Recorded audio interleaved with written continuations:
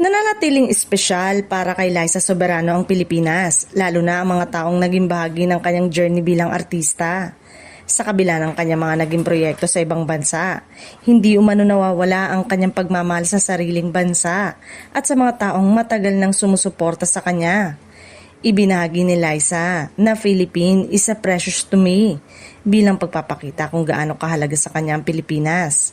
Para sa aktres, may espesyal na lugar sa kanyang puso ang kanyang mga tagahanga at ang mga taong nakasubaybay sa kanyang paglaki at pag-unlad sa industriya ng showbiz. Hindi rin itinago ni Liza ang kanyang kagustuhang makabalik sa Pilipinas para gumawa ng isang bagong proyekto. Gayunman, nais niyang maging makabuluhan at espesyal ang kanyang magiging comeback project. Sa halip na basta gumawa lamang ng isang proyekto para makabalik sa bansa.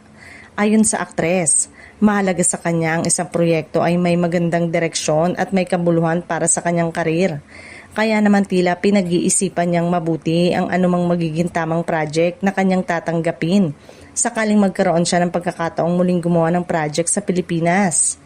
Dahil dito, marami sa kanyang mga tagahangang nasasabik sa posibilidad na muli siyang mapanood sa isang Pinoy production. Matagal nang hinihintay ng kanyang supporters ang kanyang pagbabalik sa local entertainment scene, lalo na matapos niyang palawaki ng kanyang karir sa international project. Sa ngayon, wala pang inilalabas na kompletong detalye tungkol sa sinasabing upcoming project, kaya hinihintay pa rin ng fans ang magiging opisyal na announcement.